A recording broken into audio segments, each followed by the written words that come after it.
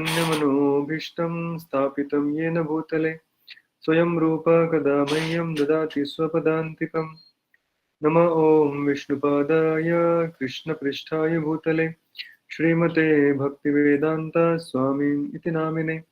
नमस्ते सारस्वते देवे गौरवाणी प्रचारिणे निर्विशेष शून्यवादी पाश्चात्यदेशतारिणे।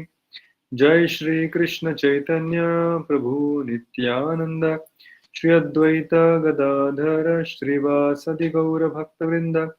हरे कृष्ण कृष्ण कृष्ण हरे हरे, हरे राम राम राम हरे हरे। हरे कृष्णा। सभी भक्तों का हार्दिक स्वागत करते हैं आज के इस श्रीमद् भागवतम की चर्चा में, जहां पर हम चर्चा कर रहे हैं कैंट स्कंद पहला और चैप्टर नंबर है 3। ओके, तो अभी तक हमने 2 अध्याय की चर्चा की। पहले अध्याय में हमने देखा था कि कैसे जो ऋषि मुनि एकत्रित हुए हैं नैमिषारण्य में, वो प्रश्न पूछते हैं 6 प्रकार के। उसमें से एक प्रश्न था लीला अवतार क्या है, भगवान की कृपा उसके बारे में बताइए। तो अभी तक कई सारे प्रश्न के उत्तर दिए गए हैं। तो अभी इस अध्याय में पहले पुरुष अवतार की चर्चा हुई, थोड़े स्वरूप में लीला अवतार की भी चर्चा हुई, और फिर पिछले बार हमने देखा कि प्रभुपाद ने 6 प्रकार के अलग अलग अवतार कौन से होते हैं वो बारे में बताया। किसी व्यक्ति को याद है, कोई एक जन बता सकता है पूरे 6 के 6 अवतारों के प्रकार, या 6 काइंड्स ऑफ इनकारनेशंस कौन से थे? कितने प्रकार के अवतार होते हैं? यस, जागृति माता, जानवा कृपा माता। हरे कृष्ण प्रभु जी, धन्यवाद प्रणाम। अवतार, गुण अवतार, शक्तावेश अवतार और एक है प्रभु जी। मुझे 2 ही सुनाई दिए अभी तक, गुण अवतार, पुरुष अवतार। सबसे पहले पुरुष अवतार, गुण अवतार, लीला अवतार, शक्तावेश अवतार, एम फॉर भूल गए प्रभु जी। 2 म से क्या थे? म, ठीक है। और कोई? मनवंतर अवतार, मनवंतर अवतार और युगावतार। Very good. तो ये 6 प्रकार हो गए युगा अवतार। तो अभी हम लीला अवतार की चर्चा करने वाले हैं, तो उसके बारे में अगले श्लोक पढ़ेंगे। ठीक है, तो मेरे पीछे दोहराने का प्रयास कीजिए, आपको मैं यहाँ पे स्लाइड शेयर करूँ।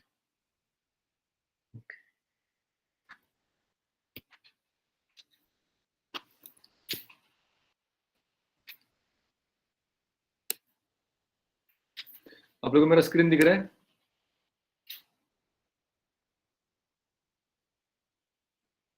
यस प्रभु जी। यस प्रभु जी। यस प्रभु जी। यस, तो ये श्लोक को पढ़िए मेरे पीछे। स एव प्रथमं देवः कौमारं सर्गमाश्रितः चचार दुश्चरं ब्रह्मा ब्रह्मचर्यम् अखंडितम्। पढ़ेंगे भाषांतर।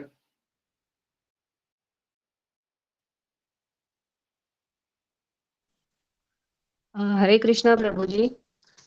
सृष्टीच्या उत्पत्तीच्या प्रारंभाला ब्रह्मदेवांचे 4 अविवाहित पुत्र होते. त्यांनी अखंडपणे ब्रह्मचारी व्रताचे पालन करून परमसत्याच्या साक्षात्कारासाठी कठोर तपस्या केली. अब ये लीला अवतारों में तो पहले यहाँ पर कुमार जी का अवतार बताया। एक्चुअली कुमार भगवान के शक्तावेश अवतार है, तो बहुत सारे एक्चुअली मिश्रित अवतार का वर्णन यहाँ पे होने वाला है। तो भगवान की जो ज्ञान शक्ति है उसका ये अवतार है। 4 कुमार, 4 अलग प्रकार के ज्ञान के अवतार है। किसी को पता है 4 कुमारों के नाम क्या है? चतुष कुमार जो ब्रह्मा जी के 4 पुत्र हैं, उनके नाम कोई बता पाएगा? सनक, सनातन, सनत कुमार, सनक, सनातन, I forgot the fourth one. Sanandan. तो ये 4 ब्रह्मा जी के पुत्र हैं। तो 4 प्रकार के ज्ञान है, अगर मैं सही मुझे याद है। तो एक होता है ज्ञान योग का ज्ञान, फिर वैराग्य का ज्ञान, फिर योग का ज्ञान और भक्ति का ज्ञान। तो ये भक्ति को इसमें नहीं आता है। योग का और एक कोई ज्ञान है। तो 4 प्रकार के ज्ञानों के ये 4 काइंड ऑफ इंचार्ज बने। तो ब्रह्मा जी जब पूरी सृष्टि को ठीक है, इसकी कहानी प्रभुपाद बताते हैं। इस भौतिक जगत की पहले उत्पत्ति, फिर पालन और तब एक निश्चित कालावधि के बाद संहार होता रहता है। अतएव जीवों के पिता ब्रह्मा की विशिष्ट कोटियों के अनुसार सृष्टियों के भिन्न भिन्न नाम होते हैं। जैसा कि ऊपर कहा गया है, कुमारों की उत्पत्ति भौतिक जगत की कौमार सृष्टि में हुई, मतलब सृष्टि जस्ट बिगिनिंग हो रही थी। उन्होंने हमें ब्रह्म साक्षात्कार की विधि सिखाने के लिए स्वयं ब्रह्मचारी रहकर कठिन व्रत का पालन किया। ये सारे कुमार शक्त्या आवेश अवतार है। ये कठिन व्रत पालन करने के पूर्व ही योग्य ब्राह्मण बन चुके थे। इसी उदाहरण से यह सुझाव प्राप्त होता है कि मनुष्य को केवल जन्म से नहीं अपितु गुण से ब्राह्मण की योग्यताएं प्राप्त कर लेनी चाहिए, तभी वह ब्रह्म साक्षात्कार की प्रक्रिया में अपने को लगाए। तो सिर्फ जन्म काफी नहीं है, व्यक्ति के कर्म और गुण भी वैसे होने चाहिए। तो ये भगवान की शक्तिवश अवतार है। हमने कहा भगवान की जो ज्ञान शक्ति है उसके अवतार है। और ये चतुष कुमार ने 4 प्रकार का ज्ञान इस सृष्टि में लाया, जिससे कि जो सृष्टि बनी है उसमें से लोग पुनः अपने आप को मुक्त करके भगवान के पास लेके जा सके।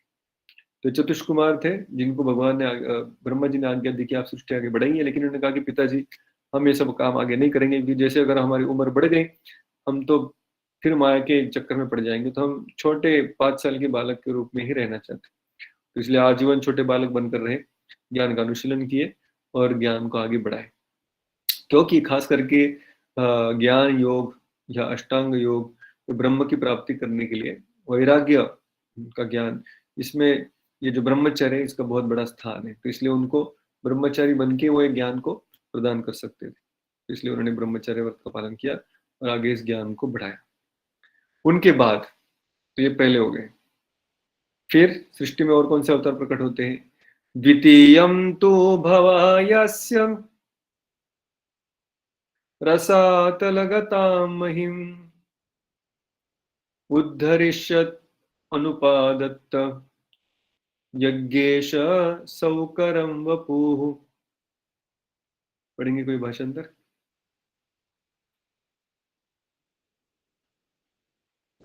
हरे कृष्ण। समस्त यज्ञों के परम भोक्ता ने शुकर का अवतार द्वितीय अवतार स्वीकार किया और पृथ्वी के कल्याण हेतु उसे ब्रह्मांड के रसातल क्षेत्र के ऊपर उठाया।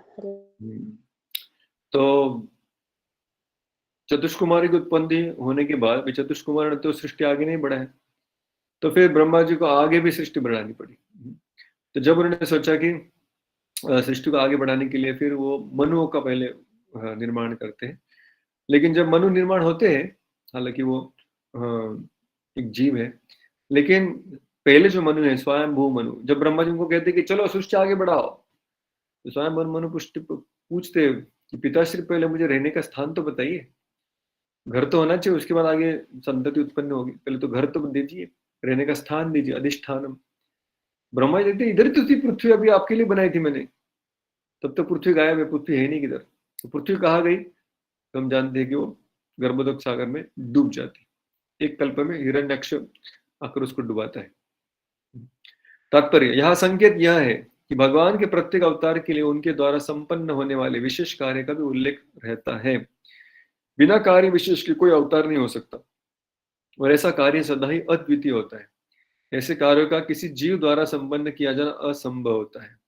शूकर यानी वराहदेव का अवतार पृथ्वी को गंदे पदार्थ के रसातल भाग से बाहर निकालना था। गंदे स्थान से कोई चीज उठाना शूकर का कार्य है, और सर्वशक्तिमान भगवान ने यह आश्चर्य असुरों को कर दिखाया, जिन्होंने पृथ्वी को ऐसे गंदे स्थान पे छिपा दिया था। भगवान के लिए कुछ भी असंभव नहीं है। यद्यपि उन्होंने शुकर की भूमिका निभाई तो भी वे सदैव दिव्य स्थिति में रहते हुए भक्तों के द्वारा पूजित होते हैं। अब इस शुकर का जो अवतार है, तो जब ब्रह्मा जी सोचते हैं पृथ्वी चली गई रसातल में, अब इसको कौन बाहर निकालेगा?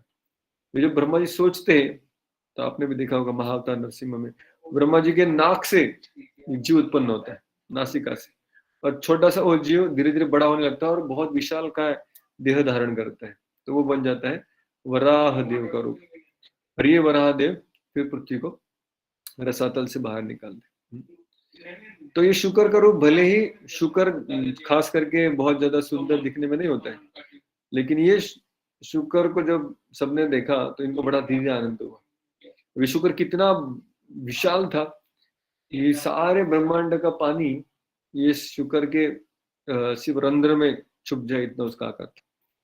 और ये शुक्र के जो केस थे, जैसे कोई प्राणी किसी पानी में प्रवेश करता है, बाहर आता है तो क्या करता है, अपने आप को सुखाने के लिए थर्र करके अपने सारे बाल उठाता है, सब पानी उड़ जाता है। तो वैसे ही शुक्र यानी जो वराहदेव, तो उन्होंने वैसे किया। जब ऐसे किया तो उनके शरीर से कुछ बाल निकलकर पृथ्वी पे गिरे। उनके जो बाल गिरे पृथ्वी के ऊपर, उसको हम दर्भ का जो घास है वो कहते हैं, और इसलिए दर्भ घास पवित्र होता है और यज्ञ में इसकी उपयोग किया जाता है। तो बहुत सुंदर दिव्य भगवान का देह था, जिसको हम कल्पना भी नहीं कर सकते। इसके बाद वर्णन करते हैं वो, तृतीयम ऋषि सर्गम वै देवर्षि तो अमुपेत्य सह तंत्रम सात्वतम आचष्ट नैष्कर्म्यम कर्मणाम यतः। पढ़ेंगे भाषांतर। हरि बोल। शक्त्यावेश ऋषियों अवतार के ग्रहण किए। यस प्रभु जी पढ़िए। शक्त्यावेश अवतार ग्रहण किया उन्होंने उन ऋषियों के सर्ग में भगवान ने देवर्षि नारद के रूप में, जो देवताओं में महर्षि है। तीसरा सत्यावेश अवतार ग्रहण किया, उन्होंने उन वेदों का भाष्य संकलित किया जिनमें भक्ति मिलती है और जो निष्काम कर्म की प्रेरणा प्रदान करते हैं। तो इनको भी कहा गया शक्त्यावेश अवतार। हम जानते हैं नारद मुनि में एक जीव थे, दासी पुत्र थे। वैष्णव की सेवा करने के बाद उनके आशीर्वाद से वो महान भक्त के रूप में जन्म लिए। तो ये भी जीव है, तो इसलिए शक्त्यावेश कहा गया। भगवान की शक्ति, खास करके जो भक्ति की शक्ति है, उसका इनके अंदर आवेश है। तो इसलिए शास्त्रों में जहां जहां भक्ति मिलती है उन सबको निकालकर उन्होंने नारद भक्ति सूत्र का भी निर्माण किया है, और निष्काम कर्म करने के लिए प्रेरणा देते हैं, ताकि व्यक्ति भक्ति में जाने के लिए शुद्ध हो सके। तात्पर्य, भगवान के शक्त्यावेश अवतार महर्षि नारद संपूर्ण जगत में भक्तिमय सेवा का प्रचार करते हैं। ब्रह्मांड में सर्वत्र, विभिन्न लोकों में तथा समस्त योनियों के सारे बड़े बड़े भगवत भक्त उनके शिष्य हैं। कोई जानता है नारद मुनि को कुछ शिष्यों के नाम बताना चाहेंगे आप लोग? नारद मुनि के कौन से शिष्यों को आप जानते हैं? प्रहलाद जी। Prahlad, very good. और व्यासदेव जी। व्यासदेव स्वयं उनके शिष्य हैं। ध्रुव महाराज। ध्रुव महाराज और दूसरे बालक वो भी उनके शिष्य हैं। और अजामिल प्रभु जी। नल कुबेर आ सकते हैं क्या? कौन? नल कुबेर आ सकते हैं क्या? नल कुंवर भी आ सकते हैं, उन्होंने शाप दिया था, उसकी वजह से उनका उद्धार हो गया, उनका भी उद्धार किया उन्होंने। और वाल्याकोळी, वाल्मीकि, यस। गहरी, महाराज। अम्बरीश महाराज, पता नहीं। मृगाहरी, मृगारी, यस, मृगारी के गुरु है नारद मुनि। मृगारी शिकारी था, कुछ राजा है, कोई शिकारी है, कोई संत है, व्यासदेव जैसे, ऐसे अलग अलग प्रकारों के लोगों को मार्गदर्शन करने वाले नारद मुनि। श्रीमद् भागवत के संकलन करता श्री व्यासदेव भी उनके शिष्यों में से एक है। नारद पंचरात्र, जो भगवत भक्ति विषयक वेदों का भाष्य है, उन्हीं के द्वारा रचित है। यह नारद पंचरात्र कर्मियों को कर्म बंधन से मुक्ति दिलाने की शिक्षा देता है।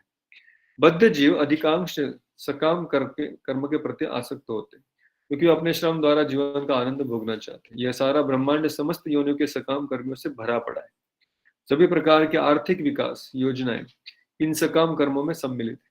किंतु प्रकृति का नियम यह है कि प्रत्येक क्रिया की परिणामकारी प्रतिक्रिया होती है, और कर्म करने वाला अच्छे या बुरे कर्मफल से बंधा जाता है। अच्छे कर्म का फल तदनुरूप भौतिक प्रसन्नता है, जबकि बुरे कर्म का फल तदनुरूप भौतिक कष्ट होता है।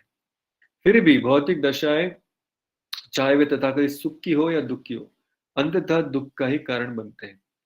मूर्ख भौतिकवादियों को यह पता नहीं कि मुक्त अवस्था में शाश्वत सुख कैसे प्राप्त करना चाहिए। श्री नारद इन मूर्ख सकाम कर्मियों को बताते हैं कि किस तरह वास्तविक सुख प्राप्त करना चाहिए। वे संसार के रुग्ण मनुष्यों को निर्देश देते हैं कि किस प्रकार उनके वर्तमान पेशे से उनका आध्यात्मिक उत्थान हो सकता है। वैद्य दूध की बनी वस्तु खाने से अपच से पीड़ित रोगी को दूध से बना दही खाने का उपचार बताता है। अतः रोग का कारण तथा उसका उपचार एक ही हो सकता है, किंतु उपचार करने वाले को नारद के समान ही कुशल वैद्य होना चाहिए। भगवत गीता का भी यही उपदेश है कि अपने श्रम के फल से भगवान की सेवा करनी चाहिए, इसलिए नैष्कर्म्य या मुक्ति का पथ सुलभ हो सकेगा। तो प्रथम स्कंद में जैसे हम आगे जाएंगे तो नारद मुनि की कथा आएगी, और नारद मुनि तो ये बताएंगे, खास करके व्यासदेव को जब वो उपदेश देंगे तो वहां पर एक योग आएगा जिसको कहते हैं क्रिया योग।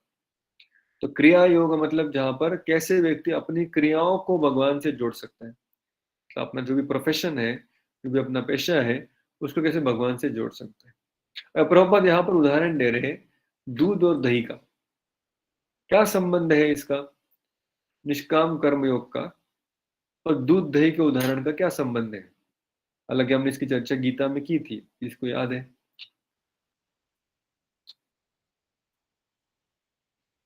निष्काम कर्म योग का दूध और दही के उदाहरण से क्या संबंध है?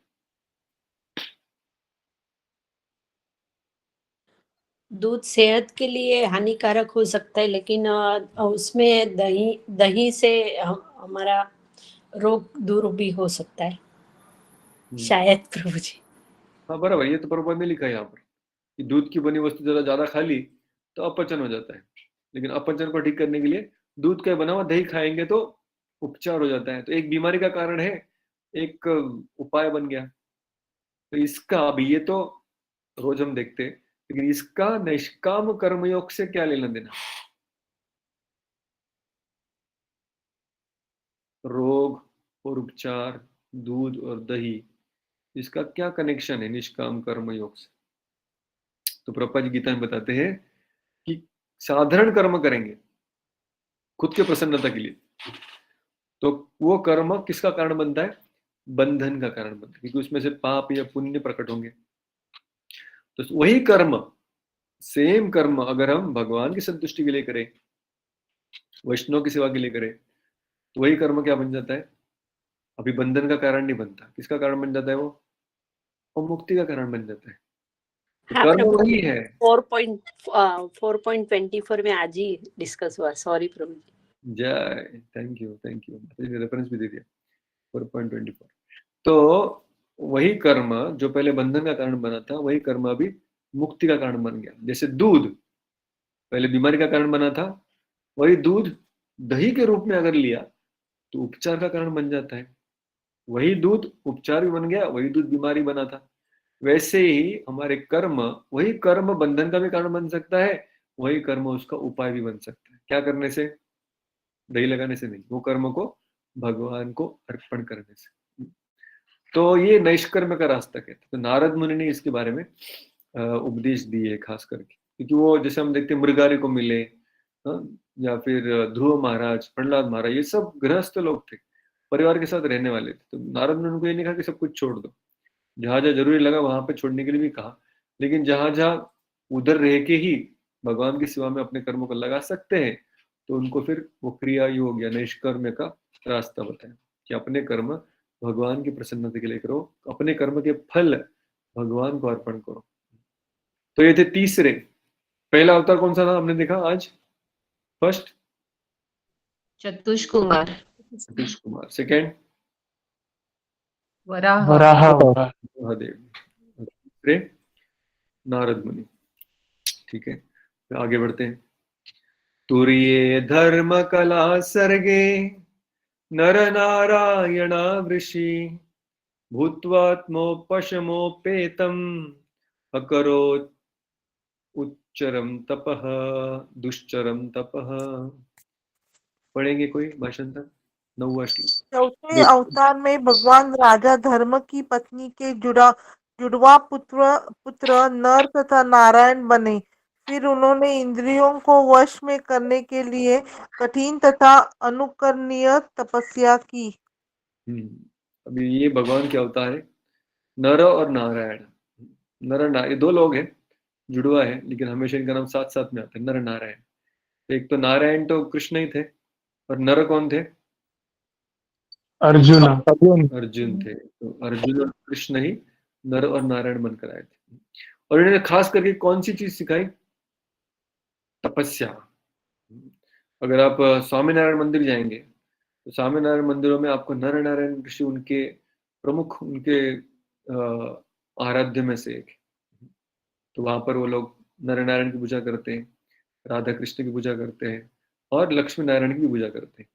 तो नर नारायण की खास करके तपस्या पूजा करते हैं, क्योंकि जो साधु गण है जो मंदिर में रहते हैं, मठ में रहते हैं, तो उनके लिए तपस्या का ये उदाहरण प्रस्तुत करते हैं। जैसे हम नारद मुनि ने बताए हुए पंचरात्र का पालन करते हैं, वैसे ये लोग नर नारायण ऋषि ने बताए हुए तपस्या या साधना का पालन करते हैं। तो ये अनुकरणीय तपस्या कहा गया। अनुकरणीय मतलब इनसे सीखना चाहिए, ये जैसा कर रहे वैसा करना चाहिए। हर बार भगवान के अवतार अनुकरणीय नहीं होते, लेकिन भगवान का कौन सा अवतार है, कब भगवान आते तब उनके कार्यों का हमें अनुकरण नहीं करना चाहिए। कृष्ण होता है, कृष्ण कृष्ण तो बिल्कुल ही नहीं करना चाहिए, लेकिन राम करना चाहिए। राम का कर सकते हैं, लेकिन बस समुद्र को बाण मत मारिए, या फिर समुद्र के ऊपर पत्थर डाल के उसके ऊपर चलने का प्रयास मत कीजिए, बाकी बाकी क्या कर सकते हैं। तो जहां पे करना चाहिए वहां पे शास्त्र कहता है कि बाबा ये अनुकरणीय है। और कृष्ण की अगर हमें बातें देखें तो बातों को समझ के जीना चाहिए, तो उनके जो उपदेश है उनकी हमें पालन करना चाहिए। तात्पर्य, राजा ऋषभ ने अपने पुत्र को उपदेश दिया था कि भगवान का साक्षात्कार करने के लिए तपस्या ही मनुष्य का एकमात्र कर्तव्य है। अतएव हमें शिक्षा देने के लिए ही भगवान ने आदर्श प्रस्तुत करते हुए स्वयं ऐसा किया। शास्त्रों में जो जो भगवान उपदेश देते हैं वो सब कुछ खुद के उदाहरण से दिखाते भी है। शास्त्रों में लिखा गया है तपस्या करो, पंचम स्कंद में आएगा 5वें अध्याय के 5वें श्लोक में कि तपो दिव्यम पुत्र कायेन सत्वम शुद्धते तस्मात् ब्रह्म सौख्यम तो अनंतम। तो ब्रह्म सुख पाने के लिए तुम्हें पहले तपस्या करनी चाहिए। मनुष्य जीवन में, मनुष्य जीवन तपस्या के लिए दिया गया है, तो भगवान अभी तपस्या भी करके दिखा रहे हैं। तो बद्रिक आश्रम में जाके ये तपस्या करते हैं। भगवान भुलक्कड़ जीवों पर अत्यंत दयालु रहते हैं, अतः वे स्वयं आते हैं और अपने पीछे आवश्यक आदेश छोड़ जाते हैं। वे बद्ध जीवों को भगवत धाम वापस बुलाने के लिए अपने उत्तम पुत्रों को भी प्रतिनिधि बनाकर भेजते हैं। हाल ही में अभी सबों की स्मृति में ही भगवान चैतन्य भी ऐसे कार्य के लिए इस लोह उद्योग के युग में पतित आत्मा पर विशेष कृपा करने के लिए प्रकट हुए थे। नारायण अवतार की पूजा आज भी हिमालय पर्वत स्थित बद्री नारायण में की जाती है। ठीक है, तो बद्री ये पेड़ का नाम है, जैसे बेर कहते हैं ना, बेर, तो बेर के वृक्ष का नाम बद्री भी है। तो लक्ष्मी देवी इस बद्री के पेड़ के रूप में वहां पर प्रकट है, इसलिए उसको बद्री का वन भी कहते हैं। और वहां पर फिर नारायण जाकर तपस्या करते हैं। तो बद्रिक आश्रम में इनका स्थान है। ओके, तो ये हो गए नर नारायण ऋषि। चौथे, पंचम कपिलो नाम सिद्धेश काल विप्लुतम प्रोवाचा सुरये सांख्यम तत्वग्राम विनिर्णयम। पढ़िए भाषांतर, जो अभी तक नहीं पढ़े वो पढ़िए। हरे कृष्ण प्रभू, दंडवत प्रणाम। भगवान कपिल नावाने झालेला भगवंतांचा 5वा अवतार सर्व सिद्धी प्राप्त केलेल्यांमध्ये सर्वश्रेष्ठ आहे। त्यांनी सृजनात्मक तत्वांचे स्पष्टीकरण असणारे सांख्य तत्वज्ञान आसुरी ब्राह्मणाला दिले, कारण काळाच्या ओघात हे ज्ञान लुप्त झाले होते। हरे कृष्ण। तो कपिल देव इन्होंने सांख्य योग का ज्ञान दिया। तात्पर्य, सृष्टिकारी तत्वों की कुल संख्या 24 है। सांख्य दर्शन में इनमें से प्रत्येक तत्व की विशद व्याख्या की गई है। 24 तत्व हमने देखी गीता में। सांख्य दर्शन को यूरोपीय विद्वानों द्वारा सामान्य रूप में तत्व दर्शन कहा जाता है, एनालिटिकल नॉलेज। सांख्य का व्युत्पत्तिपरक अर्थ है जो भौतिक तत्वों के विश्लेषण द्वारा अच्छी तरह से व्याख्या करे। भगवान कपिल ने इसे सर्वप्रथम किया, जिन्हें यहाँ पर 5वां अवतार कहा गया है। ओके, तो ये देवहूति कपिल है क्या, मुझे देखना पड़ेगा। तो देवहूति के पुत्र बनकर आए, क्योंकि यहाँ पर लिखा है उन्होंने आसुरी ब्राह्मणों को सृष्टिकारी तत्व का ज्ञान दिया। I am not sure whether this Kapila it's same as Devahuti Kardam Kapila, we will check and. तो सांख्य तत्वज्ञान मतलब क्या, जहां पर हर चीज की संख्या की जाती है। सिंपल भाषा में संख्या मतलब जैसे मैं कहूंगा ये लैपटॉप है जो मैं लेके बैठा हूँ, इनको बोलेंगे ये लैपटॉप नहीं प्रभु जी, ये 2 चीजें हैं। फिर 2 कहाँ है भाई? बोले हाँ, एक स्क्रीन है, एक कीपैड है। बोले, हाँ बढ़िया है। तो बोला नहीं नहीं इसमें 2 चीजें है, लेकिन अलग 2 चीजें हैं। बोले वो क्या है? बोले इसमें एक हार्डवेयर है, एक सॉफ्टवेयर है। मैंने कहा, जबरदस्त है।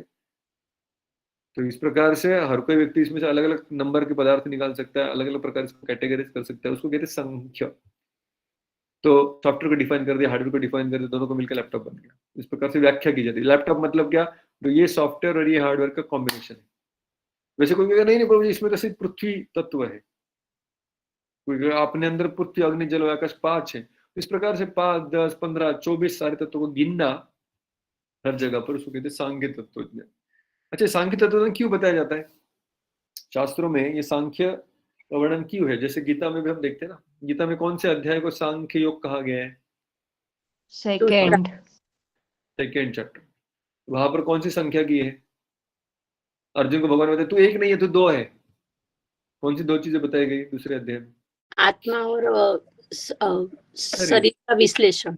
हाँ, तो आत्मा और शरीर 2 हो गए। बोले 1 नहीं 2 है, तो 2 हो गई संख्या, तो उसको कहते हैं सांख्य। तो ये जब हम करते हैं, इससे क्या होता है? इससे इस दुनिया से अनासक्ति उत्पन्न होती है। वैराग्य उत्पन्न कराने के लिए ये सबसे बढ़िया योग है, इसका अगर ज्ञान है तो। जैसे प्रभुपाद जी भी इसका एक उदाहरण देते थे सांख्य तत्व ज्ञान से। आप लोगों ने कितने वो स्टोरी सुना है लिक्विड ब्यूटी का? जिन्होंने सुना है बोलिए हरि बोल। लिक्विड ब्यूटी, हरि बोल। हरि बोल।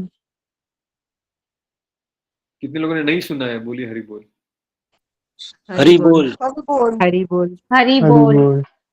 अच्छा, नहीं सुनने वाले ज्यादा है अपने पास, अच्छी बात है। तो वापस बताते हैं।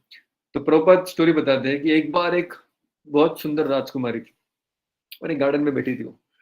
तो वहां से चलते दूसरा कोई राजकुमार आया, उसने कहा अरे तुम कितनी सुंदर हो तुम। उसकी सुंदरता का वो वर्णन करने लगा, लेफ्ट राइट सेंटर, और वो इम्प्रेस करने लगा उसको। उसने आखिर में उसने कह दिया मैं तुमसे शादी करना चाहता हूँ।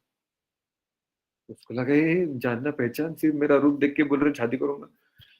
तो उसने कहा ठीक है शादी कर सकते हो तुम, लेकिन आज लास्ट में मेरा निर्णय नहीं दे सकती, तो हम 15 दिन के बाद मिलते, चलेगा? 15 दिन के बाद हम डिसाइड करेंगे। उसको लगा कि ऑलमोस्ट हाँ ही है, पहली बार थोड़ी हाँ हाँ बोलेगी, 15 दिन के बाद बोलेगी हाँ। बोला कोई प्रॉब्लम नहीं, 15 दिन के बाद बोले। अभी ये लड़की घर गई। घर जाने के बाद इसने क्या किया? इसने उल्टी और जुलाब होने की दवा खा ली। इतनी खा ली कि जो भी खा रही है वो तो मुंह से या नीचे से पूरा बाहर जा रहा है। और जो भी विष्ठा है और जो भी उल्टी है, ये सब कुछ वो बड़े बड़े ड्रम में भर के रखी। ड्रम को या मटके को उसमें भर के रखा वेसल्स में। और 15 दिन तक, अभी सोचिए अगर 2 दिन भी उल्टी होता है तो व्यक्ति पूरा निकृष्ट हो जाता है। लेकिन यहाँ पर 10-15 दिन तक जब वो उल्टी कर रही है, जुलाब कर रही है, कुछ खा नहीं पा रही, कुछ पोषण नहीं हो रहा है, बिल्कुल वजन घट गया, पतली दुबली हो गई, आंखों के नीचे झुर्रियां आ गई, पूरी स्किन उसकी रिंकल्ड हो गई और एकदम काली कलुटी दिखने लगी, निस्तेज हो गई। और वापस वो 15 दिन बाद उसी गार्डन में आके बैठ गई। और 15 दिन के बाद ये व्यक्ति तो इसका आज नसीब खुलने वाला था, तो बड़ा अच्छे से मेकअप वेकअप करके कपड़े वपड़े पहन के गाड़ी वाड़ी में आया तो गार्डन में घूमता रहा। अरे अभी तक वो आई नहीं, अभी तक वो आई नहीं, अभी तक वो आई नहीं। निकलते निकलते सोचा रही इतना टाइम हो गया आई ही नहीं, थोड़ा पूछ लेते, शायद मैं आने के पहले आके गई हो। वहां पर बैठे एक बूढ़ी लड़की को पूछता है, बूढ़ी औरत को पूछता है कि भाई किसी को मिलने के लिए आया था मैं, वो कहाँ है? कोई आया था? बोले मैं ही हूँ। तुम कैसे हो सकती हो? उसने सब कुछ बताया, 15 दिन पहले मिले थे हम, अपने शादी के लिए प्रपोज किया था। बोले हाँ सब कुछ उसको पता है, सब समझ गया कि ये वही है, स्टोरी तो सेम बता रही है। बोले बट मेरा विश्वास नहीं हो रहा है कि वो तुम कैसे हो सकती हो, वो तो बहुत सुंदर और तेजस्वी थी, तुम्हारी सुंदरता कहाँ है? उसने कहा सुंदरता भी लाई हूँ साथ में मैं। और जो उसने बहुत सारे मटके भरे थे उनकी तरफ दिखा, मेरी सुंदरता इस मटकों के अंदर भरी है, सबको ढक के रखा था ऊपर से। उसने कहा सुंदरता इसके अंदर है? बोले हाँ देख लो, सच में सुंदरता इसके अंदर है। ये मेरे अंदर था तो मैं सुंदर थी, ये मेरे बाहर निकल गया, सुंदरता चली गई। तुरंत उसको लगा सुंदरता इसके अंदर कैसे भर दी इसने। जैसे उसने कपड़ा खोल के देखा अंदर, तो क्या था? बास मारने वाला उल्टी और विष्ठा। ये कैसे हो सकता है? बोले हाँ 15 दिन पहले ये सब मेरे अंदर था, वैसे भाई यही बाहर आ गया और कुछ नहीं आया बाहर, यही है। तो उसने क्या कर दिया, शरीर के तत्वों को अलग अलग कर दिया, एक के दो कर दिए, दो के तीन कर दिए, सांख्य। तो यमुना माता जी जो प्रभुपाद की बहुत सीनियर शिष्या है, लीडर शिष्या थी, जो प्रभुपाद यहाँ पर थे, वो कहती ये स्टोरी सुन के, अभी वो ब्रिटिश लेडी थी, तो ये स्टोरी सुन के मुझे समझ में आ गया कि अरे क्या ये बॉडी को मैं इतना मेकअप करती हूँ, इतना इसको मैं प्रेम करती हूँ, इसमें क्या भरा पड़ा है। जैसे क्या आ गया, वैराग्य आ गया, ठीक है। तो संख्या मतलब अरे देखो सुंदर, कोई चीज जारी वाली सुंदर नहीं है, इसमें हड्डी है, मांस है, जुलाब है, उल्टी है, ऐसे गिन के देंगे बोले अच्छी चीज, जान दो जान दो, नहीं दिखना है मुझे। तो सांख्य तत्वज्ञान वैराग्य उत्पन्न करने के लिए ज्यादा काम आता है। तो ये तत्वज्ञान को सिखाने वाले कपिल, ये हो गए 5वें अवतार, छठे अवतार, श्लोक क्रमांक 11। षष्टमत्रे रपरत्यत्वं वृत प्राप्तो न सूयया अन्वीक्षिकीम् अलर्काय प्रहलादादिभ्य ऊचिवान। Very good. तो पढ़ेंगे भाषांतर।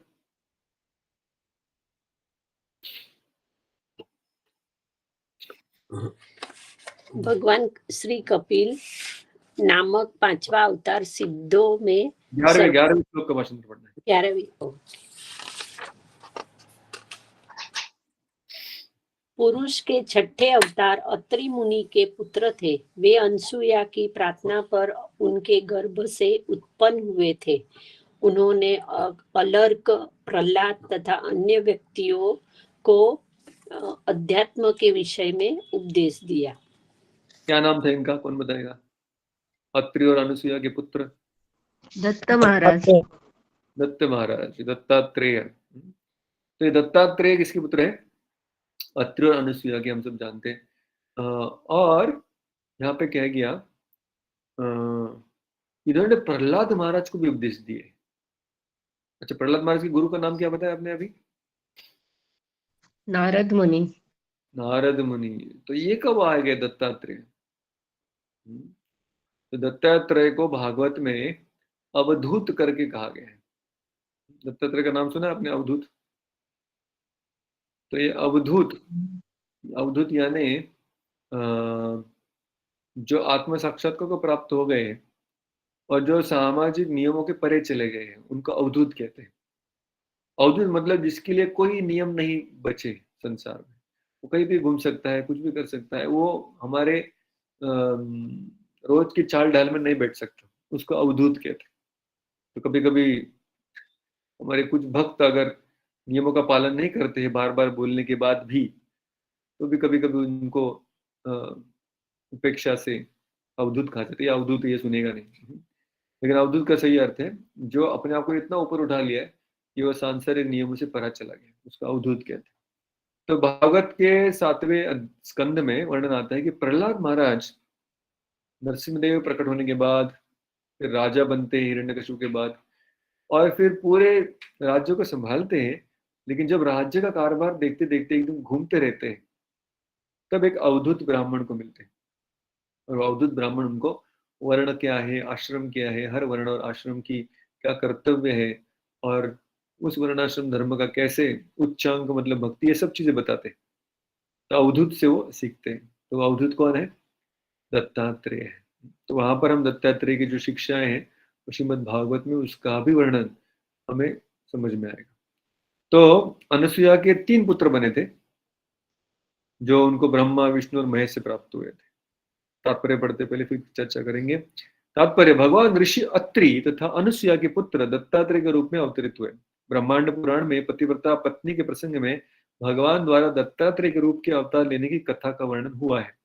उसमें कहा गया है कि ऋषि अत्रि की पत्नी अनुसुया ने ब्रह्मा, विष्णु तथा शिव के समक्ष प्रार्थना की कि हे प्रभु, यदि आप मुझ पर प्रसन्न हैं और मुझसे वर मांगने को कहते हैं, तो मेरी प्रार्थना है कि आप तीनों मिलकर मेरे पुत्र बने। उन्होंने यह प्रार्थना स्वीकार की और भगवान ने दत्तात्रेय के रूप में आत्मदर्शन की स्थापना की तथा अलर्क, प्रहलाद, यदु, हय आदि को विशेष रूप से इसका उपदेश भी किया। तो विष्णु, इन्होंने दत्तात्रेय का रूप धारण किया। ब्रह्मा जी ने सोम का रूप धारण किया और शिव जी ने किसका रूप धारण किया? दुर्वासा मुनि का। तो ये 3 अवतार हुए तभी, ब्रह्मा, विष्णु और महेश। उसमें खासकर जो विष्णु के अवतार है वो है दत्तात्रेय, जो यहाँ पर कहा गया कि आत्मदर्शन, आत्म साक्षात्कार का जो ज्ञान है उन्होंने सबको दिया। तो ये हो गए दत्तात्रेय। तो क्रमांक 12, तत सप्तम आकुत्याम रुचे यज्ञोभ्यजायत स यामाद्यै सुरगणैः अपस्वायंभुवान्तरम्। पढ़ेंगे भाषांतर। हरे कृष्णा। 7वें अवतार प्रजापति रुचि तथा उनकी पत्नी आकुति के पुत्र यज्ञ थे। उन्होंने स्वयंभुव मनु के बदलने पर शासन संभाला और अपने पुत्र यम जैसे देवताओं की सहायता प्राप्त की। हरे कृष्ण। भगवान का नाम क्या था इसमें?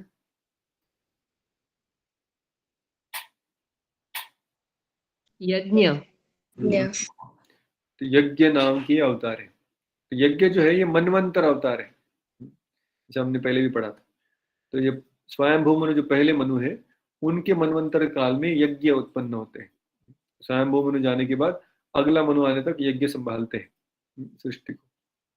तात्पर्य, भौतिक जगत की विधि व्यवस्था बनाए रखने के लिए देवताओं द्वारा ग्रहण किए जाने वाले प्रशासकीय पद अत्यंत उन्नत पुण्यशाली जीवों को प्रदान किए जाते हैं। जब ऐसे पुण्यात्माओं का अभाव होता है तो भगवान स्वयं ब्रह्मा, कभी प्रजापति, कभी इंद्र आदि के रूप में अवतरित होकर शासन का भार संभालते हैं।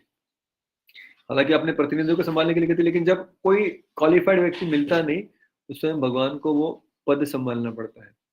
स्वयंभू मनु आधुनिक युग वैवस्वत मनु का है। सॉरी, तो अभी जो हमारा युग चल रहा है उसमें अब भी मनु कौन है? वैवस्वत। वैवस्वत मनु। कितने नंबर, कौन से नंबर के हैं ये? 7th। 7वें मनु। और स्वयंभू मनु कितने नंबर पे है? पहले। यस, फर्स्ट नंबर स्वयंभू है। तो स्वयंभू मनु के काल में कोई ऐसा उपयुक्त जीव नहीं था जो इंद्रलोक के राजा इंद्र का पद ग्रहण कर सके। उस समय पर भगवान स्वयं इंद्र बन गए। यम आदि अपने पुत्रों तथा देवताओं की सहायता से भगवान यज्ञ ने संसार का शासन संभाला। वो इंद्र के रोल में थे, तो उन्होंने फिर बाकी देवताओं की भी सहायता ली और फिर शासन को आगे चलाया। तो इसलिए हम देखते हैं, जैसे एक बार मैं साउथ इंडिया गया था, तो वहां पर विष्णु का मंदिर था। तो विष्णु के मंदिर की परिक्रमा करते तो विष्णु के मंदिर के पीछे गणेश जी का मंदिर था। मतलब मंदिर के ही गर्भगृह के ऊपर ही मंदिर था। मैंने कहा गणपति बप्पा इधर भी है साउथ इंडिया में? बोले गणपति नहीं है। मैंने कहा गणपति जैसे दिख रहे हैं, उनका सूंड है, 2 दांत है, बड़ी लंबोदर है। बोले नहीं नहीं, ये तो इनका नाम है। उन्होंने कहा भूल रहा हूँ, मुंह पे है मेरे। उन्होंने कहा ये भगवान का अवतार है, विष्णु का स्वयं। एक कल्प में, यानी एक सृष्टि के काल में, जब देवताओं का सेनापति बनने के लिए किसी के अंदर शक्ति होती नहीं, तो भगवान विष्णु स्वयं शिव जी के पुत्र के रूप में आते हैं, तो वे गणेश जी से रूप धारण करते हैं और फिर देवताओं के सेनापति बनकर कार्य करते हैं। तो ऐसे कभी भगवान गणेश जी बनकर आते। इसलिए हम देखते हैं जगन्नाथपुरी में जब स्नान यात्रा होती है, तो स्नान यात्रा के बाद, नहाने धोने के बाद भगवान कौन से रूप में पहले दर्शन देते हैं? गजवेश। नहीं, गजवेश में किसकी तरह दिखते हो? गणपति बापा की तरह दिखते। बोले लोग बोलते हैं गणपति, तो गणपति नाम का व्यक्ति था जो महाराष्ट्र से गया था जगन्नाथपुर, और उसको लग रहा था यार गणेश जी सच में भगवान है, तो मुझे गणेश के रूप में भगवान का दर्शन होना चाहिए। तो जगन्नाथ जी ने दिखा दिया कि मैं ही गणेश भी बन सकता हूँ, कोई प्रॉब्लम नहीं। तो आपके लिए गणेश बन गया, ठीक है नहीं? तो ऐसे भगवान कभी इंद्र बनते हैं, कभी गणेश बनते हैं, जब कभी ब्रह्मा जी बनते हैं, कभी प्रजापिता बनते हैं। तो इसलिए जब जब भगवान को क्वालिफाइड व्यक्ति मिलता नहीं उस पद को संभालने के लिए, सारे पद इंपॉर्टेंट है राज्य कारभार संभालने के लिए, तो फिर वहां पर वो खुद अवतार धारण करके आ जाते थे। वैसे एक बार इंद्र बने थे, तब उनका नाम था यज्ञ, जो स्वयंभू बने के काल। ओके, 8वां अवतार। अष्टमे मेरु देव्याम तु नाभेर्जात उरुक्रमः दर्शयन् वर्त्मधीराणां सर्वाश्रम नमस्कृतम। पढ़ेंगे कोई? हरे कृष्णा। 8वां अवतार राजा ऋषभ के रूप में हुआ। वे राजा नाभि तथा उनकी पत्नी मेरु देवी के पुत्र थे। इस अवतार में भगवान ने पूर्णता का मार्ग दिखलाया, जिसका अनुगमन उन लोगों द्वारा किया जाता है जिन्होंने अपनी इंद्रियों को पूर्ण रूप से संयमित कर लिया है और जो सभी वर्णाश्रमों के लोगों द्वारा वंदनीय है। तो ऋषभ देव, इनकी कथा भागवत में आती है। जैसे भरत राजा का हम जानते हैं, जो हिरण बने थे, फिर बाद में अपने जीवन को पूर्ण किए जड़ भरत बनने के बाद। तो ये भरत राजा, जिनके नाम से इस वर्ष का नाम भारत वर्ष बना, तो ये भरत राजा के पिता ऋषभ देव थे, और ये ऋषभ देव के भगवान के अवतार थे, 8वें अवतार कहा जाता है। और इन्होंने खास करके जो वानप्रस्थ आश्रम है, वानप्रस्थ स्वीकार करके वैराग्य धारण करके जंगल में घूमते रहे। तो जैसे हम जानते हैं दिगंबर कहते हैं, जो लोग वस्त्र भी धारण नहीं करते, जिनके लिए दिशा ही उनका वस्त्र है। दिक यानी दिशा, अंबर मतलब जिसको हम ओढ़ते हैं, जिन्होंने सिर्फ दिशाओं को ओढ़ा हुआ है और कुछ ओढ़ा नहीं है, ना साड़ी है ना धोती है, तो उनको दिगंबर कहते हैं। तो तात्पर्य, मानव समाज स्वाभाविक रूप से जीवन के आश्रमों तथा वर्णों के अनुसार 8 वर्गों में विभाजित है। 4 वृत्तिपरक तथा 4 सांस्कृतिक उत्थान के संबंध। बुद्धि वृत्ति के अनुसार कौन से 4 है? वर्ण है, क्षत्रिय वैश्य इत्यादि। और सांस्कृतिक यानी उसके आश्रम के अनुसार, तो वो हम जानते हैं ब्रह्मचारी गृहस्थ। बुद्धिजीवी वर्ग, शासक वर्ग, उत्पादक वर्ग, श्रमजीवी, ये 4 वृत्तिपरक है। बुद्धिजीवी यानी ब्राह्मण, शासक यानी क्षत्रिय, उत्पादक यानी वैश्य और श्रमजीवी यानी शूद्र। विद्यार्थी जीवन, गृहस्थ जीवन, वानप्रस्थ एवं संन्यास, ये 4 आश्रम हो गए। ये आध्यात्मिक साक्षात्कार के पथ पर सांस्कृतिक उत्थान के 4 सोपान है, 4 प्रकार। इनमें से संन्यास आश्रम सर्वोच्च माना जाता है और सन्यासी समस्त वर्णों एवं आश्रमों का वैधानिक गुरु होता है, ऑफिशियल गुरु सन्यासी। संन्यास आश्रम में भी सिद्धावस्था के लिए 4 अवस्थाएं होती है, कुटीचक, बहुदक, परिव्रजकाचार्य और परमहंस। देखिए संन्यास में भी 4 प्रकार है, 4 स्टेजेस है, कुटीचक, बहुदक, परिव्रजकाचार्य और परमहंस। परमहंस अवस्था सिद्धि की चरम अवस्था है। सभी इस आश्रम का आदर करते हैं जो परमहंस स्टेज पे जाते हैं। राजा नाभि तथा मेरुदेव के पुत्र महाराज ऋषभ भगवान के अवतार थे। उन्होंने अपने पुत्रों को तपस्या द्वारा सिद्धि मार्ग का पालन करने का उपदेश दिया, क्योंकि तपस्या से जीवन पवित्र बनता है और मनुष्य को आध्यात्मिक सुख का लाभ होता है, जो दिव्य है और निरंतर बढ़ने वाला है। प्रत्येक जीव सुख की खोज में रहता है, किंतु कोई यह नहीं जानता कि शाश्वत एवं असीम सुख कहाँ उपलब्ध होगा। मूर्ख लोग वास्तविक सुख के स्थान पर भौतिक इंद्रिय सुख की खोज करते हैं, किंतु ऐसे मूर्ख लोग यह भूल जाते हैं कि इस प्रकार का अस्थायी तथाकथित इंद्रिय सुख तो कुकर सुकर को भी भोगने मिलता है। कुकर यानी प्रेस्टीज का कुकर नहीं, कुकर यानी कुत्ता, कुकर यानी पिग, ये भी भोगते हैं। कोई भी पशु, पक्षी या जंतु इस इंद्रिय सुख से वंचित नहीं है। इंद्रिय भोग तो सब लोग कर रहे हैं, प्रत्येक योनि में मनुष्य योनि भी सम्मिलित है। ऐसा सुख प्रचुरता से उपलब्ध है, किंतु मनुष्य जीवन ऐसे सस्ते सुख के निमित्त नहीं मिला है। मनुष्य जीवन तो आत्म साक्षात्कार द्वारा शाश्वत तथा असीम सुख प्राप्त करने के लिए मिला है। यह आत्म साक्षात्कार तपस्या अर्थात स्वेच्छा से, कष्ट से कर तथा भौतिक सुख से दूर रहकर ही प्राप्त किया जा सकता। आत्म साक्षात्कार का सुख महत्वपूर्ण है। वो कैसे मिलेगा? तपस्या से। तपस्या मतलब क्या? स्वेच्छा से कष्ट सहना, उसको तपस्या कहते हैं। अपनी खुद की इच्छा से कष्ट स्वीकार करना और भौतिक सुख को दूर रखना, इससे आत्म साक्षात्कार मिलेगा। जितना शरीर को फीडिंग करते रहेंगे उतना शरीर के बारे में याद आएगा। जितना शरीर से थोड़ा सा दुर्लक्षित हो जाएंगे तभी आत्मा दिखने लगेगा। जो लोग भौतिक आनंद से अपने को पृथक रखने में पटु है, वे धीर अर्थात इंद्रियों द्वारा विचलित न होने वाले व्यक्ति कहलाते हैं। बोले भौतिकता से दूर रहते हैं। केवल ऐसे ही धीर व्यक्ति संन्यास आश्रम ग्रहण कर सकते हैं और क्रमशः परमहंस पद को प्राप्त कर सकते हैं, जिसकी पूजा समाज का हर व्यक्ति करता है। राजा ऋषभ ने इस संदेश का प्रचार किया और अंतिम समय में वे समस्त शारीरिक आवश्यकताओं से विलग हो गए। ये दुर्लभ अवस्था है जिसका अनुकरण मूर्ख नहीं कर पाते, लेकिन सभी लोग इसकी पूजा करते हैं। ऋषभ देव ऐसे परमहंस अवस्था को प्राप्त हुए थे संन्यास की, और बिना किसी भौतिक बंधन के सब तरफ घूम रहे थे। तो ये भगवान का 8वां अवतार था ऋषभ देव, जो एक परमहंस सन्यासी के रूप में उदाहरण प्रस्तुत की और उपदेश दिए अपने पुत्रों को। तो उनके पुत्र में अच्छे राजा भी बने जैसे भरत, उनके पुत्रों में कुछ ब्राह्मण भी बने पूजा करने वाले। उनके 100 पुत्र थे और उसमें से कुछ 9 ऋषि बने बहुत अच्छे, उनको नव योगेंद्र कहा जाता है, जो 11वें स्कंद में उनका वर्णन है। ओके, 14वां श्लोक, 9वां अवतार। ऋषिभिर्याचितो भेजे नवमं पार्थिवं वपुः दुग्धे मामोषधीर्विप्रा तेनायं स उषत्तमः। प्रिय वसंत।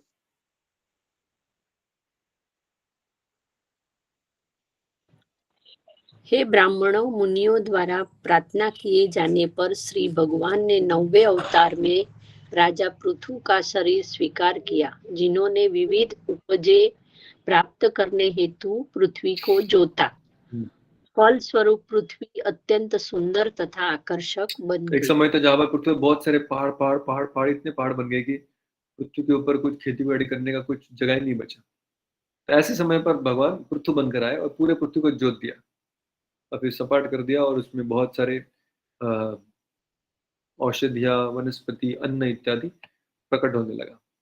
तो पृथ्वी को जोतने वाले अवतार हुए राजा पृथु। तो बहुत ही एक आदर्श राजा के रूप में उदाहरण प्रस्तावित कर दिया पृथु के रूप में। तात्पर्य, राजा पृथु के उत्पन्न होने के पूर्व उनके पापी पिता के कुशासन के कारण अत्यंत अशांति छाई थी। पिताजी का नाम था वेण। बुद्धिमान व्यक्तियों ने भगवान से न केवल अवतरित होने के लिए प्रार्थना की, अपितु उन्होंने इस राजा को सिंहासन से उतार भी दिया। ब्राह्मणों ने, राजा का कर्तव्य है कि वह पवित्र हो और अपनी प्रजा के सर्वांगीण कल्याण का ध्यान रखे। राजा जब भी अपने कर्तव्य पालन से कुछ असावधानी बरते तो बुद्धिमान व्यक्ति को चाहिए कि उसे सिंहासन से उतार दे। किंतु ये बुद्धिमान व्यक्ति खुद सिंहासन पर नहीं बैठे, क्योंकि उनके जिम्मे जन कल्याण के और भी अधिक महत्वपूर्ण कार्य रहते हैं। अतः राजा सिंहासन पर बैठकर उन्होंने भगवान से अवतार लेने की प्रार्थना की और भगवान महाराज पृथु के रूप में प्रकट हुए। असली बुद्धिमान व्यक्ति का योग्य ब्राह्मण कभी भी राजनीतिक पदों की चाह नहीं करते। महाराज पृथु ने पृथ्वी से अनेक उत्पाद खोज निकाले। ऐसा राजा प्राप्त करके न केवल प्रजा प्रसन्न हुई, अपितु पृथ्वी का सारा दृश्य भी सुंदर तथा आकर्षक हो गया। बहुत सुंदर लैंडस्केपिंग कह सकते हैं हम, सुशोभायमान किया उन्होंने पृथ्वी को। ओके, तो उनके पिता थे राजा वेण, स्टोरी आती है भागवतम में। और ये वेण इतना शक्तिशाली था कि बचपन में खेल कूद में खेलते खेलते अगर कोई चीटिंग कर दिया तो लोग उसके पास आते, चीटिंग कर रहा है, तू सही नहीं खेल रहा है। तो वेण क्या करता था, उठा के सीधा बच्चों को नदी में फेंक देता था, डिलीट, नेक्स्ट, और कौन खेलेगा मेरे साथ। तो बचपन से गुंडागर्दी करता था। तो जैसे वो राजा बन गया राजकुमार से, तो उसके राज्य में कोई भी गुंडा बचा नहीं। क्यों नहीं बचा? सबसे बड़ा गुंडा यही था। तो इतना गुंडागर्दी करने लगा कि उसने कह दिया कि सारे यज्ञ भी मेरी प्रसन्नता के लिए किया, विष्णु के लिए मत करो, क्योंकि मैं तो विष्णु का प्रतिनिधि हूं ना। राजा मतलब भगवान का प्रतिनिधि होता है, शास्त्र में लिखा है। तो भगवान की पूजा मत करो, मेरी पूजा करो। ऐसे करके वो कहने लगा। तो ब्राह्मण लोग बड़े गुस्सा हो गए, राजा को समझाए, देखो आप खुद भगवान बनने का प्रयास मत करो, अन्यथा इसका परिणाम उचित नहीं होगा। राजा ने एक नहीं सुनी, बोले तुम क्या कर लोगे। तो ब्राह्मणों ने मंत्र उच्चारण किया और उस मंत्रों से ही राजा वेणु को मार डाला। राजा मर गया। ऐसे नहीं कि ब्राह्मण खुद बैठ गए सिंहासन पे प्रपद करें, नहीं, उन्होंने उसके शरीर का मंथन किया और मंत्रों से फिर उसके शरीर से राजा पृथु उत्पन्न हुए। और ये पृथु ने फिर जो भी इसने गड़बड़ किया था, जो भी इसने पाप किया था, उस पाप से मुक्त कराया पृथ्वी को। और जैसे पाप कम हो जाता है, पुण्य आ जाता है, तो पृथ्वी तुरंत प्रसन्न हो जाती है। पृथ्वी को जोता भी, पृथ्वी ने सारे जो उसकी ऐश्वर्य सबको छुपा के रखा था, अभी पृथ्वी कुछ नहीं दे रही थी राजा वेण के कार्यकाल में। जैसे पृथु आ गए तो पृथ्वी ने अपना जो रथ है हल के साथ पूरा पृथ्वी पर घुमाया। तो पृथ्वी को कहा कि चुपचाप सारा ऐश्वर्य बाहर निकालो, अभी लोग पापमय नहीं है, पुण्यवान बन गए हैं, तो इनको सारा ऐश्वर्य देना पड़ेगा। तो पृथ्वी ने सब कुछ प्रकट किया और पृथ्वी बड़ी सुंदर और आकर्षक बन गई। तो ये राजा पृथु है। ओके, अगले हैं रूपम स जगृहे मात्स्यम चक्षुषोद अधिसंप्लवे नाव्यारोप्य महिमय्याम अपाद्वैव स्वतम मनु। कौन पढ़ेंगे भाषांतर? 15वें श्लोक। हरे कृष्णा प्रभुजी. चाक्षुष मन्वंतराच्या शेवटी जेव्हा प्रलय झाला आणि पृथ्वी पाण्याखाली बुडाली, तेव्हा भगवंतांनी मत्स्य रूप ग्रहण केले आणि वैवस्वत मनुला नौकेवर आरूढ करून त्याचे संरक्षण केले. तो चाक्षुष मनु कौन से नंबर के मनु है? 5 और 6. 5 या 6? 6.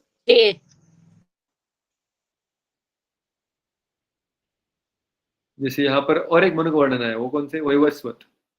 चाक्षुष के बाद वैवस्वत आए। वैवस्वत कितने नंबर के थे अभी हमने देखा? 7वें। तो चाक्षुष कितने नंबर के हो गए?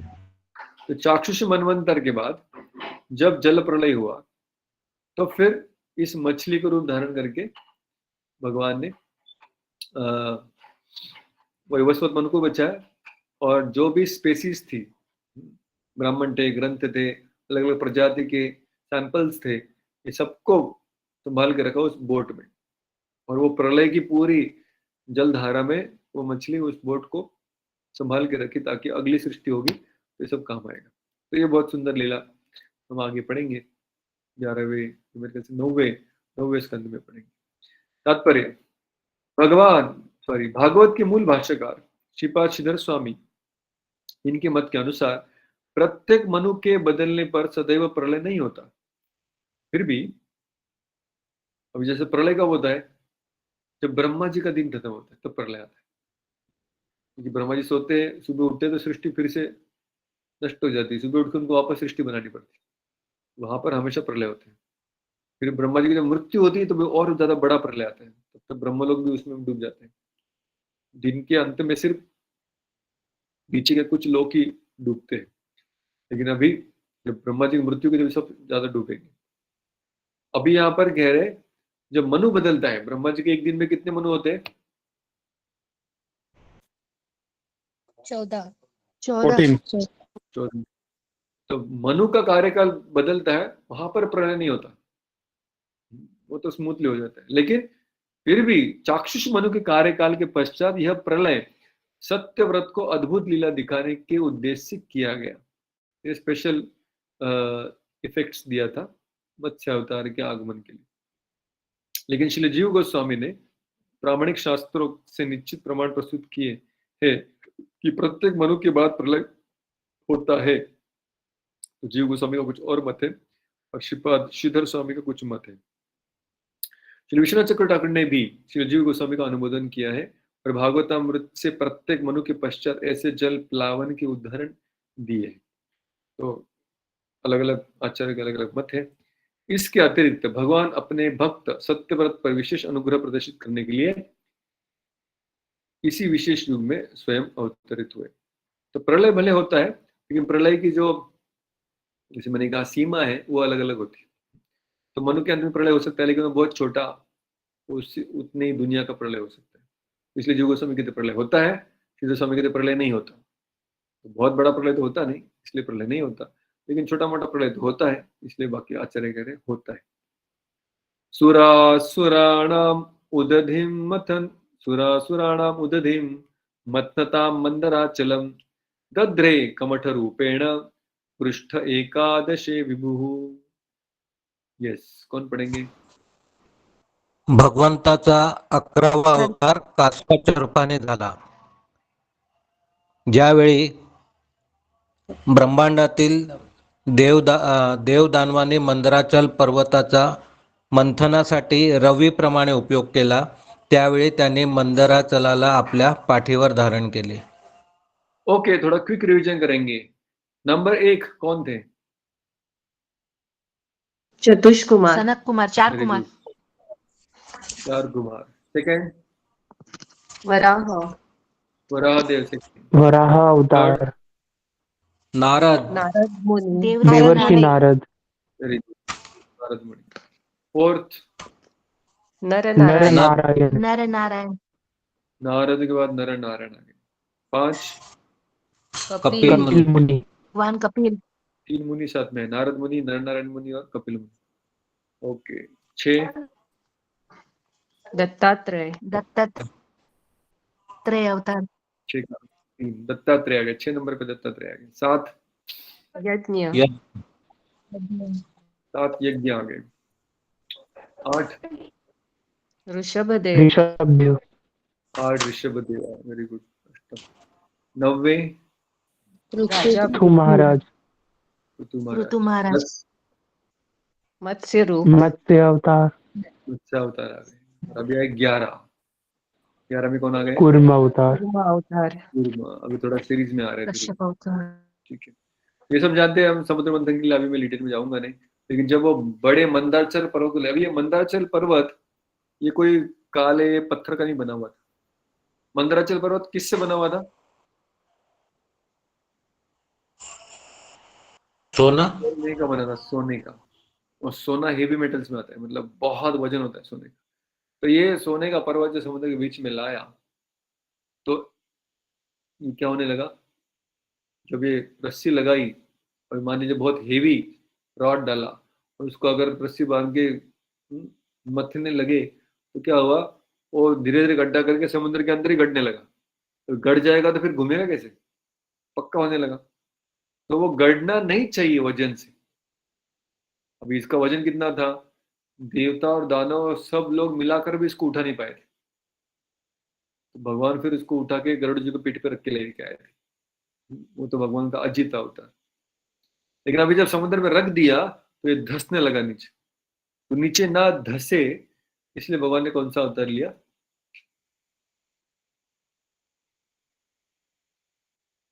कूर्म कूर्म. टॉर्टोइस, अवतार, और टॉर्टोइस के ऊपर जब पीठ पे जब पर्वत घूमने लगा, तो टॉर्टोइस का क्या हाल हुआ? टॉर्टोइस को लगने लगा कि क्या हो रहा है, कोई मेरी पीठ खुजा रहा है, खुजली हो रही है, खुजली हो रहा है. आया खुजली हो रही. खुजली कोई खुजाता है तो आदमी लगता है ना, हाँ अच्छा थोड़ा और खुजा. तो ऐसे वो कछुए को लगने लगा. तो मतलब बिल्कुल भी वेदना नहीं हुई. एक बार आस्तिक तथा नास्तिक दोनों ही समुद्र से अमृत निकालने में जुटे थे, जिससे वे सब प्राप्त अमृत पीकर अमर हो सके. उस समय मंदराचल पर्वत मथानी की तरह प्रयुक्त किया गया और समुद्र के जल में भगवान के अवतार कच्छप की पीठ को पर्वत के लिए आधार बनाया गया, फाउंडेशन. उसी समुद्र मंथन में और एक अवतार हुए. धान्वंतरम द्वादशम त्रयोदशमेव च अपायत सुरान्या मोहिन्या मोहयन स्त्रिया. पढ़ेंगे. 11 हो गए, 12 13. हरि बोल. 12वें अवतार में भगवान धन्वंतरी के रूप में प्रकट हुए और 13वें अवतार में उन्होंने स्त्री के मनोहर सौंदर्य द्वारा नास्तिकों को मोहित किया और देवताओं को अमृत पान करवाया. तो समुद्र मंथन में जो अमृत कलश लेकर आए वो कौन थे? धन्वंतरी. धन्वंतरी. जिन्होंने अमृत पिलाया वो मोहिनी थे. तो अमृत को लेकर 2 अवतार हुए. तो धन्वंतरी अमृत कलश लेकर आए समुद्र से ऊपर, लेकिन वो अमृत पिलाया किसने? मोहिनी मूर्ति ने पिलाया. तो दोनों अवतार भगवान श्री विष्णु के. तो एक्चुअली समुद्र मंथन में भगवान बहुत बार अलग अलग तरीके से आके देवताओं की मदद करते हैं. ये 2 अवतार 12 और 13, धन्वंतरी और मोहिनी. चतुर्दशम नारसिंहम बिभ्रद दैत्येन्द्रियमूर्जितम ददार करजेरुरा वेरकाम कटकृत्यथा। यस, एक्शन चलो गया, ना पढ़िए। 14वें अवतार में भगवान नरसिंह के रूप में प्रकट हुए और अपने नाखूनों से नास्तिक हिरण्यकशिपु के बलिष्ठ शरीर को उसी प्रकार चीर डाला जिस प्रकार बढ़ई लट्ठे को चीर देता है। बड़े जानते हैं, कोयता होता है ना, पूरा लट्टी के अंदर डाला था, पूरा बाम्बू को चीर फाड़ देता है, वैसे हिरण्यकशिपु को फाड़ दिया। तो ये तो कथा हम सब लोग जानते हैं, मूवी भी देखा है हमने। पंचदशम वामनकम कृत्वागाध्वरम बलेः पदत्रयम याचमान प्रत्यादित्सु त्रिपिष्टपम। पढ़ेंगे 19 हरे वर्ष। कृष्णा। 17वें अवतार में भगवान ने बौने ब्राह्मण वामन का रूप धारण किया और वे महाराज बलि द्वारा आयोजित यज्ञ में पधारे। यद्यपि वे हृदय से तीनों लोगों का राज्य प्राप्त करना चाह रहे थे, किंतु उन्होंने केवल 3 पग भूमि दान में मांगी। हरे कृष्ण। झूठ बोला, बोले क्या चाहिए बोलो, बोले हाँ 3 पग भूमि दे दो। क्या वही चाहिए था कुछ और था, लेकिन बोल नहीं रहे थे। तो बोलते से 3 पग भूमि बोला, लेकिन चाह रहे थे तीनों लोग, तो बोले भी लिया बाद में। तो बौने रूप में आए, ब्राह्मण के रूप में। बहुत सुंदर कथा है, बलि अवतार, बलि महाराज और वामन देव की 8वें स्कंद में आती। सुंदर सुंदर, बहुत सुंदर कथा है। बलि महाराज का जो समर्पण है, उनका जो भगवान के साथ वार्तालाप है अंत में, बहुत सुंदर है। जब जाएंगे 8वें स्कंद में तो पूरे, अभी जैसे मूवी होता है ना, मूवी चालू होने के पहले क्या आता है स्क्रीन पर? एडवर्टाइज। एडवर्टाइज ट्रेलर हो गया, अभी आप थिएटर में पहुंच गए, अभी मूवी चालू हो गया। नावली नाम पहले से एक्टर्स के नाम आते ना, एक्टर, प्रोडक्शन, ये वो सब। तो वैसे यहाँ पर अभी अंदर जो हीरो आने वाले हैं ना, सब भागवतम के अंदर वो सब के नाम आ रहे हैं। ये सारी लीलाएं हम आगे देखने वाले हैं, उनके सिर्फ नाम यहाँ पर दिए जा रहे हैं शॉर्ट में। तात्पर्य, सर्वशक्तिमान भगवान किसी को भी थोड़ा थोड़ा देकर पूरे ब्रह्मांड विश्व का राज्य प्रदान कर सकते हैं, और इसी प्रकार से एक छोटा सा भूखंड मांगने के बहाने ब्रह्मांड का राज्य भी वापस ले सकते हैं। अवतारे षोडश में पश्यन् ब्रह्मद्रुहो नृपान् त्रिसप्त कृत्वा कुपितो निक्षत्राम अकरोन् महिम। 16वां अवतार पढ़िए।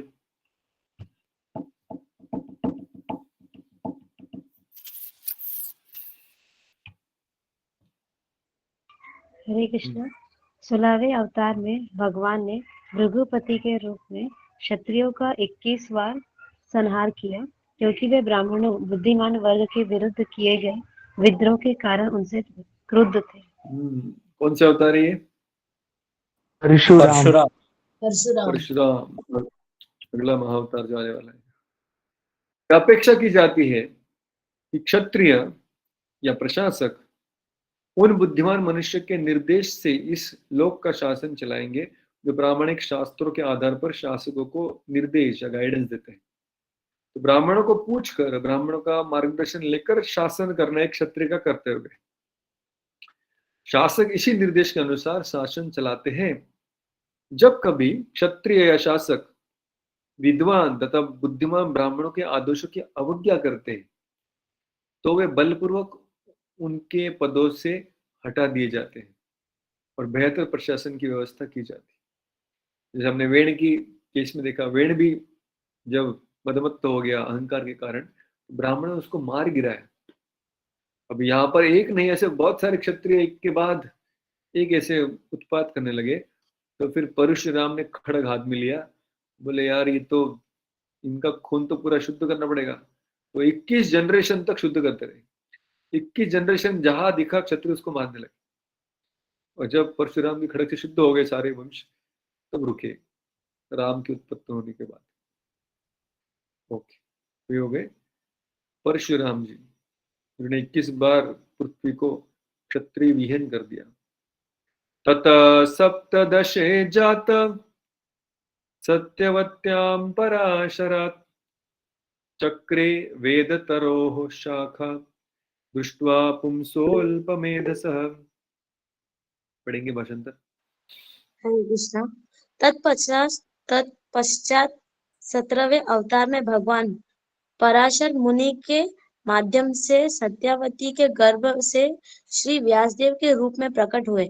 उन्होंने यह देखकर कि जन सामान्य अल्पज्ञ है, एकमेव वेद को अनेक शाखाओं प्रशाखाओं में विभक्त कर दिया। हरे कृष्णा। ये कौन थे अवतार? व्यासदेव व्यासदेव। जी। ओके, तात्पर्य मूल रूप से वेद एक है।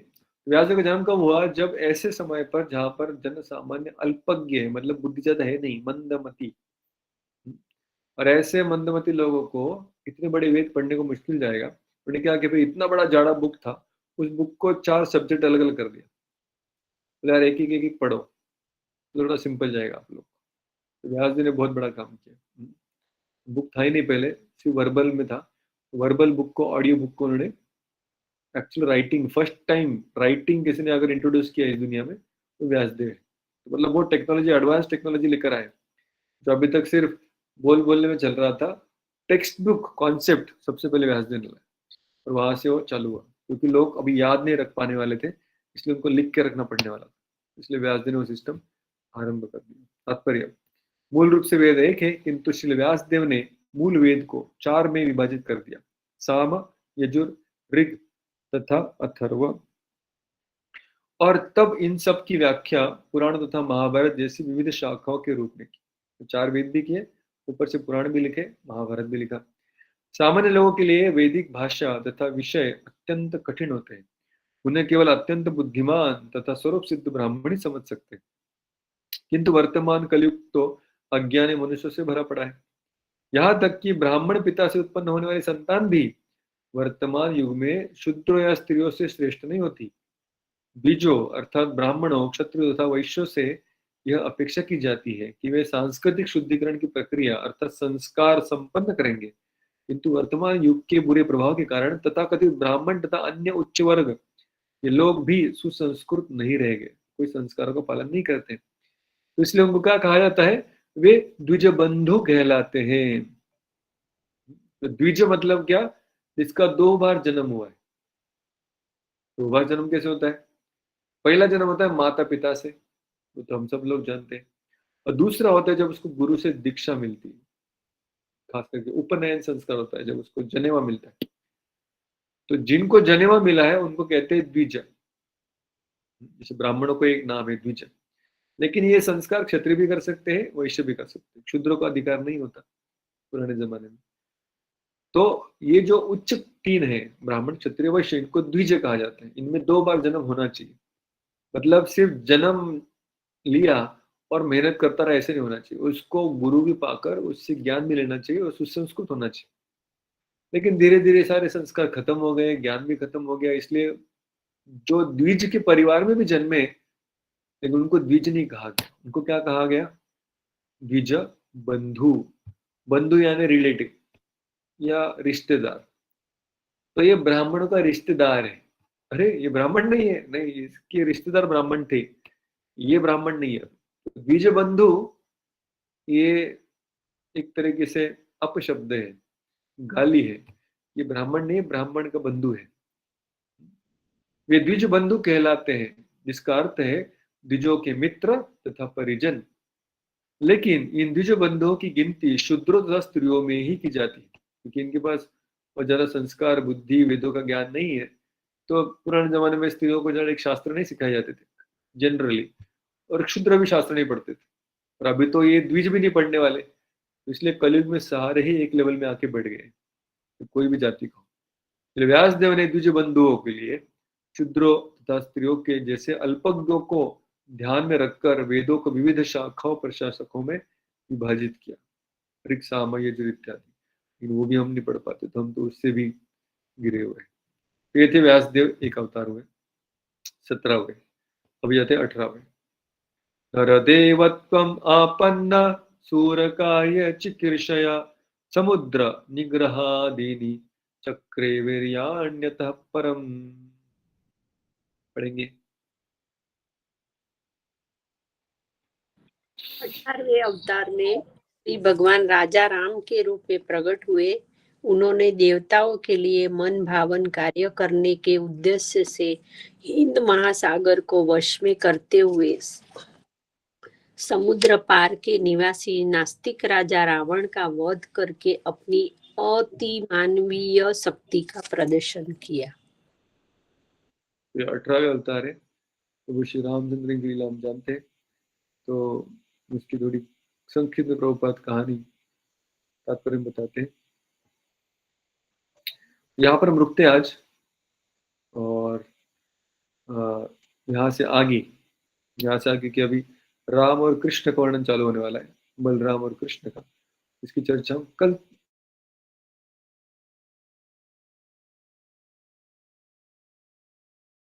आवश्यक है। तो आज यहाँ पर रुकते हैं, समय हो चुका है। किसी को प्रश्न है तो पूछ सकते हैं। तो यहाँ पर रुकते हैं।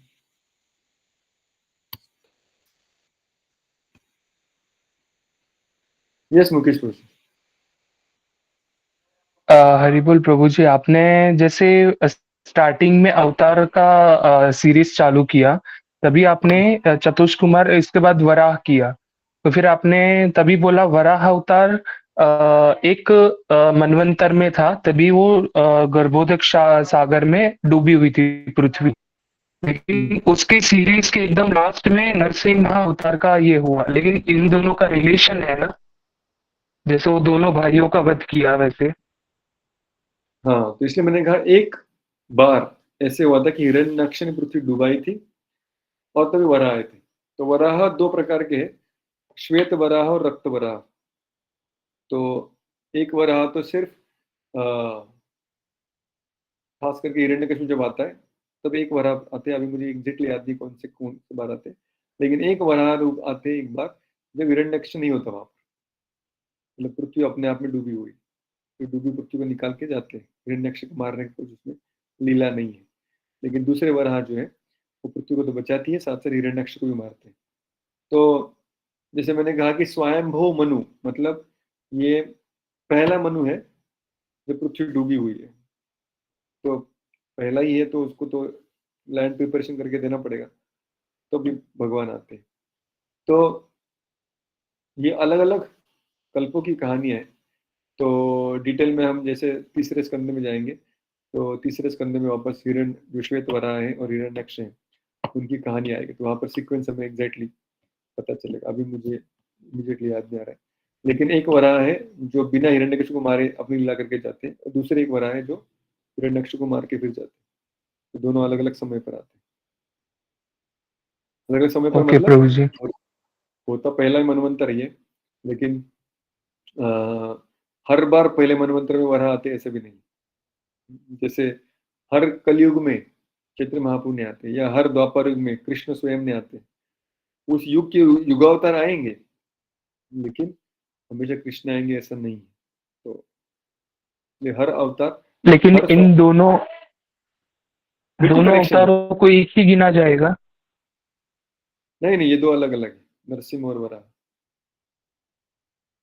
मीन्स आपने जो श्वेत वराह और ये रक्त वराह बोला, वो दोनों एक में ही आएंगे? दोनों का एक में यहाँ पर गिना हुआ है, मतलब यहाँ पर एक प्रकार की गिनती दी है। यहाँ पे आपको टोटल हम देखेंगे 22 अवतार गिने जाएंगे। तो अलग अलग जगह पे अवतारों को अलग प्रकार से गिना गया है। जैसे अभी हमने पिछले क्लास में देखा था, युगावतार अलग किए, जैसे हमने पढ़ा ना, हर प्रजाति में, हर लोक में भगवान ने अवतार लिए।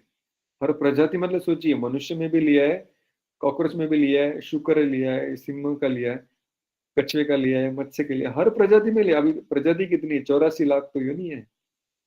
हर प्रजाति भगवान ने अवतार लिया है। हमारे लिए कुछ फेमस है, जो हम हमारे कहानियों में आते हैं वो कुछ फेमस है, लेकिन भगवान के अवतार असंख्य है। जितनी समुद्र में लहरें हैं उतने भगवान के अवतार है। यहाँ पर अभी सारे अवतार बोलने के बाद वो कहेंगे अरे ये तो सैंपल है, ऐसे तो अनंत है, ठीक है। तो ये प्रचलित वाले यहाँ पर आए। तो कभी 20 की लिस्ट आती है, कभी 22 की आती है, कभी 26 की आती है, कभी 10 की आती है। तो कॉन्टेस्ट के अनुसार जहाँ पे जितना लेक्चरर के पास टाइम रहे उतने बताता है वो, बाकी जाते, ठीक है। Okay, thank you very much. Hare Krishna, Shri Prabhupad की जय।